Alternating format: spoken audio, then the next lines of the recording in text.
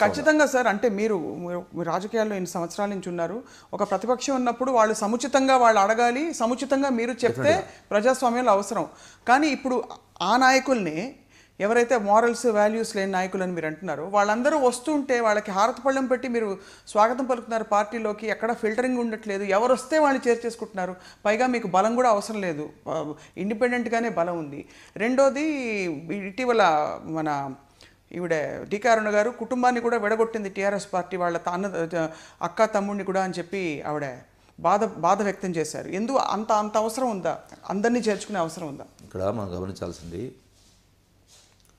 ఎవరిని రమ్మని ఎవరు బలవంతం పెట్టట్లేదు. ఎందుకు వస్తూ ఉన్నారు అంటే, గడిచిన 2 సంవత్సరాల్లో ముఖ్యమంత్రి గారు చేపట్టినటువంటి సంక్షేమ అభివృద్ధి కార్యక్రమాల మూలంగా అమలు చేసిన కారణంగా 2 సంవత్సరాల్లో, ఈ 2 సంవత్సరాల్లో వచ్చినటువంటి ఉప ఎన్నికలు కావచ్చు, అది అసెంబ్లీ ఎన్నికలు కావచ్చు, పార్లమెంట్ ఎన్నికలు కావచ్చు, మున్సిపల్ ఎన్నికలు, ప్రతి ఎన్నిక సందర్భంలో కూడా వేలాది ఓటుతో మిగతా పార్టీ డిపాజిట్ పోయే పరిస్థితులు రిజల్ట్స్ వస్తూ ఉన్నాయి. ఇది ఒక అంశం.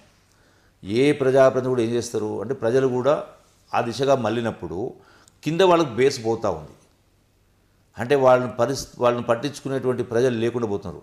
మీరు మస్తుగా చెప్పినలేవే, మీరు చాలా చూసినాం, ఆయన బాగా చేస్తున్నాడు చెప్పిన కింద ప్రజలందరూ ఒక బాట పట్టినప్పుడు, మరి ప్రజలు లేకుండా క్యాడర్ లేకుండా వాళ్ళందరూ కూడా ఈ సంక్షేమ అభివృద్ధి కార్యక్రమాల వైపు ఆకర్షితులై డిపాజిట్లు రాని సందర్భంలో వాళ్ళ లోపల చలనం వచ్చి, అంటే తెలంగాణ రాష్ట్రం వస్తున్న సందర్భంలో రావడానికి మా వంతు ప్రయత్నం చేయకపోతే, ఇప్పుడు ముఖ్యమంత్రి గారు బంగారు తెలంగాణ చేసే కార్యక్రమం జరుగుతూ ఉంది, ఇవన్నీ చేస్తూ ఉన్నారు, ప్రజలందరూ అటువైపు పోతూ ఉన్నారు.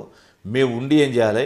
మేము కూడా కనీసం ఉద్యమంలో పాల్గొనలేదు, కనీసం బంగారు తెలంగాణ చేసేదానిలో మేము కూడా భాగస్వాముల మీద ఆలోచన వాళ్ళు వస్తూ ఉన్నప్పుడు నేను చేరుతా అంటే వద్దని చెప్పాల్సిన అవసరం మాకే ఉంది. సో అందుకే అలా స్వాగతిస్తున్నారు. వాళ్ళు ఇక్కడ రాగానే వాళ్ళని ఏమన్నా కౌన్సిలింగ్, మెంటల్ మేకప్ మార్చే కార్యక్రమాలు ఉంటాయి అంటే మామూలుగా సార్. అందుకనే ప్రజాస్వామ్యంలో చేస్తున్నటువంటి కార్యక్రమాల మూలంగా ప్రజలు ఆకర్షితులైతే ఉన్నారు. ప్రజాప్రతినిధులు కూడా మార్గం లేకనో గత్యంతరం లేకనో, లేదు బంగారు తెలంగాణ మేము కూడా ఈ మాత్రం మాకు పుణ్యం తగ్గే కార్యక్రమం వస్తుందనో అని ఆలోచన వాళ్ళు వస్తూ ఉన్నప్పుడు, ఎక్కడ విజయాలు ఉంటే అక్కడికి వెళ్ళాలనేసి కొంతవరకు మానవ నైజం.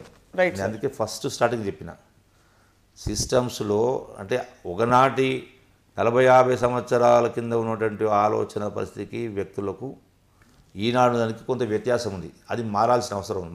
ఆ మార్చాల్సిన బాధ్యత కూడా ప్రభుత్వాలపైన ఉంది. ఇలా ఎందుకని చెప్పని ముఖ్యమంత్రి గారు గతంలో రాజకీయాలంటే ఒక రొంపి వ్యవహారం కింద ఎందుకొరకు వచ్చింది అంటే, ఎవడు పరిపాలించినా మా కష్టాలు తీర్చలేమని, అంటే ఒక ఏహ్య భావం అనేది ఉండింది. ఈరోజు టీఆర్ఎస్ పార్టీ, నేను ఫస్ట్ మీకు చెప్పిన 99 నుంచి 2004 వచ్చినప్పుడు ఎందుకు వచ్చిన అంటే ఆ ఏహ్య భావం ఉండేది.